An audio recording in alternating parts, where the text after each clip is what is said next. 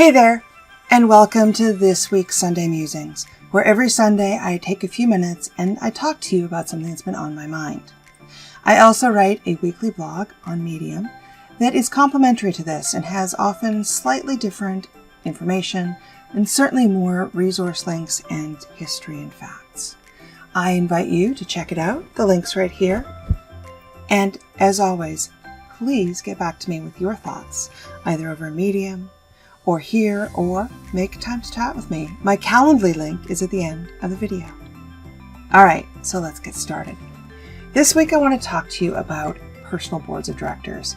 It's a topic that's near and dear to my heart, and I know I've mentioned it many times over the last few months. But I'm not sure I've ever gone into why a board of directors is so important, what it is, and how you get your own.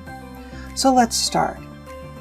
We live in a world that is full of unparalleled data and information and things coming at us all the time. And we have to make choices. And sometimes it is overwhelming with the amount of information that's out there. So how do you really sit back and define what information is important and how to make a decision? Of course, every one of us is capable, competent adult. And we can certainly do that on our own.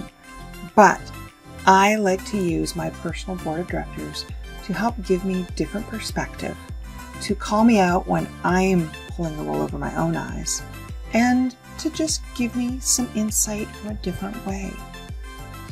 They are there to not be a mentor, but to be a sounding board, to challenge me and to support me. I believe your personal board of directors is there to be blunt and tell you how it is. They are your sounding board. They are your mirror to reflect things off of. And they're there not to give you the attaboys or attagirls or to tell you what you want to hear, but instead to help you understand what you need to hear. And those are often different things.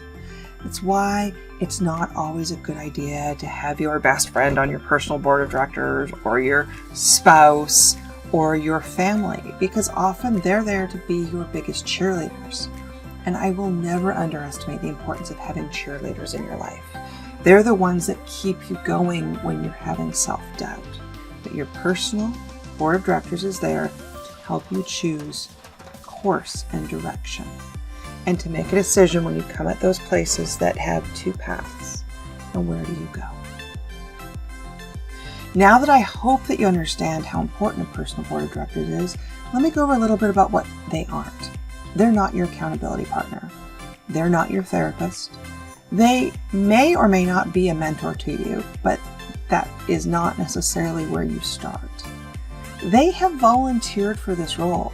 So it behooves you to not only be respectful of their time, but to be willing to give back to them in some way. Maybe by being on their personal board, by offering time, energy, or to be a sounding board when they need just something. Or to help them out with a project if it's within your skill set, your interest, and your ability. They are volunteers. They are here to provide perspective and to help you refine goals, but they are not here to make the decision for you. Ultimately, you need to take responsibility for your own life and for making those decisions. Great. What is that then? What is your personal board? I know what they're not. What are they? Well, you need to find people for your personal board, and they may not be on your board forever. They may roll on for a period of time. They may roll off as you evolve. They may come on for a project or two, and that's all that it needs to be. But a good sized board depends on you. I like my standing board, to be about 4 to 10 people. And they're not necessarily a board that you convene together. You may just reach out to 1 or 2 members, or if you're having a big life choice, you may want to convene the whole board. But your board members may or may not even know each other. Your personal board should be the people on your personal board depend on what you want to do, and that's why they change throughout your life. you should really think about what you want and what your short-term and maybe longer-term goals are.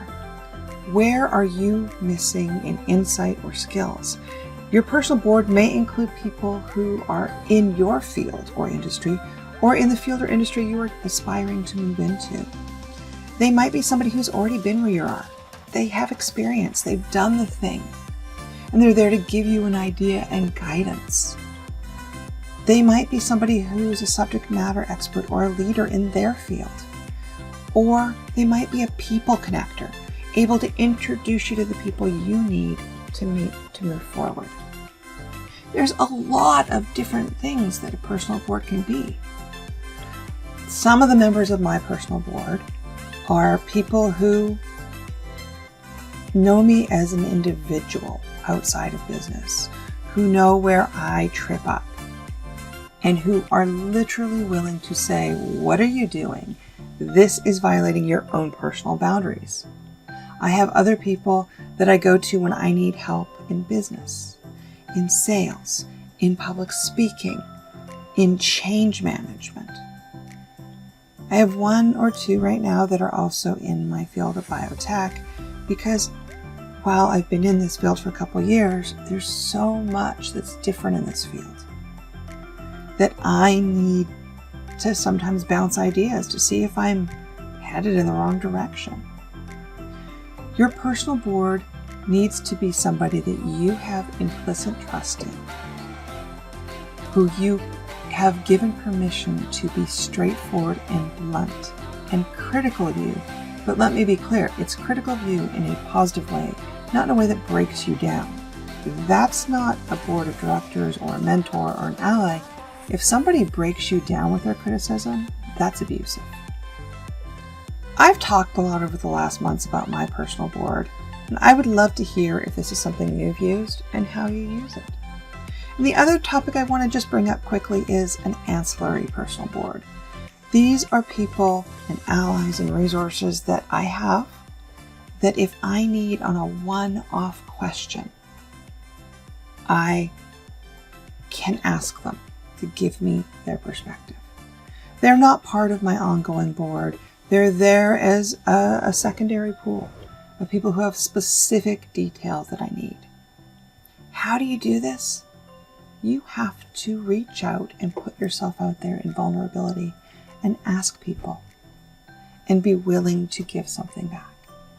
So these are my thoughts. What are yours? I would love to hear your stories about your personal board, or if there's a different tool you use that's similar, I'd love to hear about that as well. I hope to chat with you soon. See you next week.